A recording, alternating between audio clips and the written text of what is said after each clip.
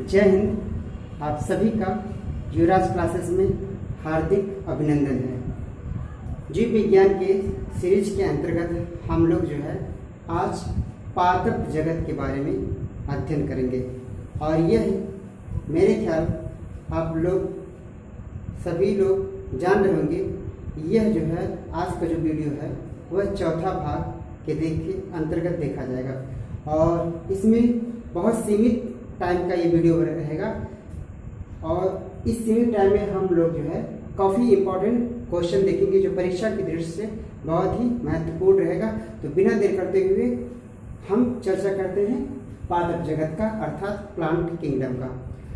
हम लोग इसके पहले ये जान चुके हैं कि जो है जीवों का वर्गीकरण जो होता है वह अलग अलग वैज्ञानिकों ने अलग अलग तरीके से अपने विचार से कॉन्सेप्ट दिया और अलग अलग वर्गों में रखा। जैसे बात करते हैं कैरोलस लिनियस की बात करते हैं तो इन्होंने 1735 ईस्वी में जीवों की वर्गीकरण का एक कॉन्सेप्ट दिया था। वो दो जगत का विचार रखा था, यानी समस्त जीवों को जो है दो जगत में रखा था, एक पादप जगत में रखा था, एक जंतु जगत में रखा था। तो उसी पादप जगत के अंतर्गत हम लोग आज इन्हीं बिंदुओं पर चर्चा करेंगे। हालांकि इनके बाद जो है कैरोलस लिनियस के बाद जो है हेकल ने भी जो है तीन जगत का कॉन्सेप्ट रखा था जीवों के वर्गीकरण का। फिर जो है कोपलैंड जो है यह जो है चार जगत का कॉन्सेप्ट रखा था जीवों के वर्गीकरण का। और सबसे प्रसिद्ध जो है पांच जगत का कॉन्सेप्ट जो है वह आर्य छुट्टेकर ने सन 1969 में रखा था। पांच जगत का कॉन्सेप्ट जीवों के वर्गीकरण का। हालांकि वो सारी चीज़ें अभी हम लोगों को नहीं पढ़ना है, बस पादप जगत के अंतर्गत कुछ आज जो प्रश्न बनते हैं महत्वपूर्ण जो बार बार परीक्षा में पूछे गए हैं उन्हीं पर हम लोग चर्चा करेंगे। जैसे पहला प्रश्न पूछा जाता है वनस्पति विज्ञान के जनक। पहला प्रश्न वनस्पति विज्ञान से सबसे इम्पोर्टेंट यही है, कई बार पूछा गया है कि वनस्पति विज्ञान के जनक कौन है।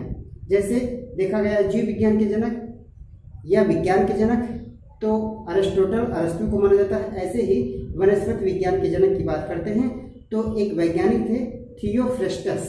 ये महान वैज्ञानिक थे वनस्पति विज्ञान के और यह वनस्पतियों के बारे में बहुत ज़्यादा अध्ययन किया था और इसी वजह से इन्हें वनस्पति जगत का जनक कहते हैं, थियोफ्रेस्टस को। ठीक है, चलिए बात करते हैं नेक्स्ट।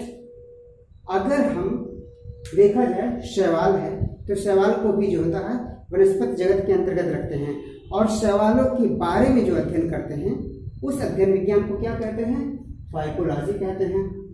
अब समस्त जीवों को चाहे वो जंतु जगत का हो चाहे वनस्पति जगत का हो उनको जो है वैज्ञानिक तरीके से सिस्टमेटिक वे से उनका नाम निर्धारित किया गया। वो नाम जो निर्धारित किया गया वो किस पद्धति के अनुसार निर्धारित किया गया तो वह द्विनाम पद्धति के अनुसार नाम निर्धारित किया गया।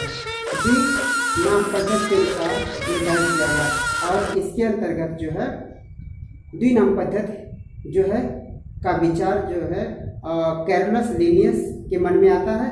तो कैरोलस लिनियस को जो है द्विनाम पद्धति का जनक माना जाता है।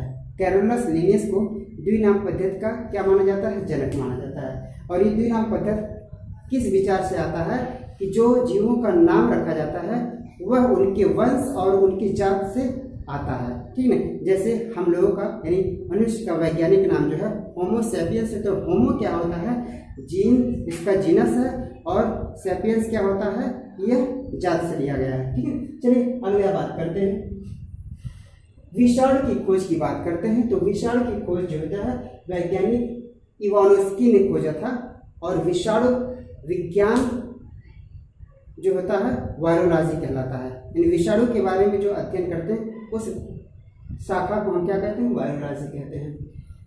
विषाणु में क्या क्या चीज होता है, यानी विषाणु का संघटक देखा जाए तो न्यूक्लिक एसिड और प्रोटीन से मिलकर बना होता है। न्यूक्लिक एसिड में आरएनए अथवा डीएनए होता है। ठीक है, बात करते हैं पादप जगत का सबसे बड़ा बीजांड। पादप जगत का सबसे बड़ा बीजांड वह साइकस का होता है, यानी साइकस का बीजांड पादप जगत का सबसे बड़ा बीजांड होता है।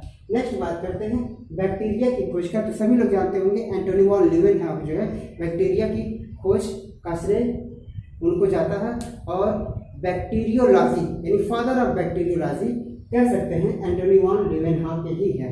ठीक है, नेक्स्ट बात करते हैं लाइकेन की। तो लाइकेन जो होता है कैसे बनता है, शैवाल और कवक जब एक साथ साथ रहते हैं, यह जो होता है सहजीवी का उदाहरण पेश करते हैं, और दोनों की संघटक से जो चीज बनता है उसी को हम क्या कहते हैं, लाइकेन कहते हैं। और यही लाइकेन का इस्तेमाल होता है लिटमस पेपर बनाने में होता है। ठीक है, चलिए नेक्स्ट बात करते हैं ब्रायोफाइटा को पादप जगत का उभयचर कहते हैं, अर्थात यह जो होता है जल में भी रहता है और स्थल में भी निवास करता है, यानी दोनों जगहों पर यह निवास करने वाला पौधा है। इस वजह से पादप जगत का यह क्या है, उभयचर है, ब्रायोफाइटा।